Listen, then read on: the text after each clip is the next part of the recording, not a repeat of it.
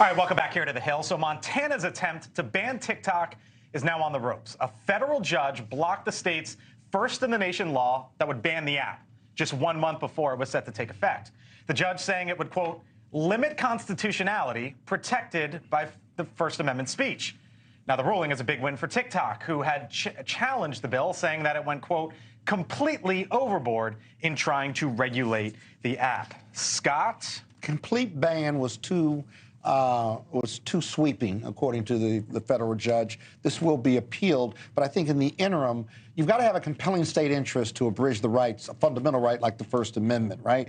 And the compelling state interest was health or national security or state security.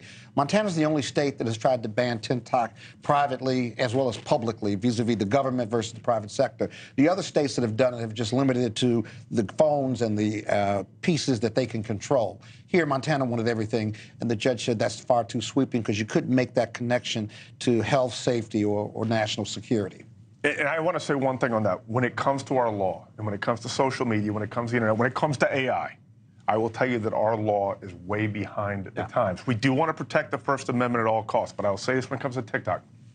If I'm the Chinese Communist Party, I couldn't think of a better app to spread disinformation, create social unrest, and gather pattern of life data. Frankly, this is the near perfect tool for the Chinese Communist Party to literally take over America. Yeah, why doesn't I've got Amisha and Ford agreeing? In a crazy world, I agree with Ford 100%. I do think that this is being utilized. This is being utilized, one, to recruit young people, to, in some ways, brainwash those young people. We've seen some of the messages that have been sent across to them that are, quite frankly, really disturbing.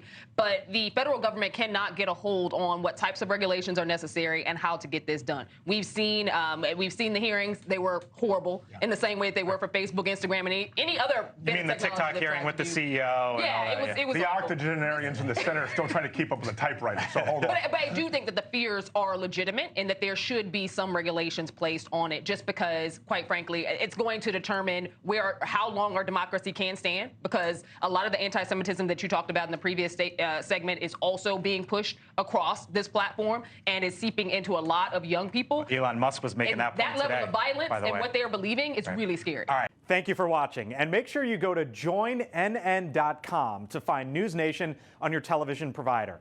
And don't forget to click the red subscribe button below to get more of NewsNation's fact-driven, unbiased coverage.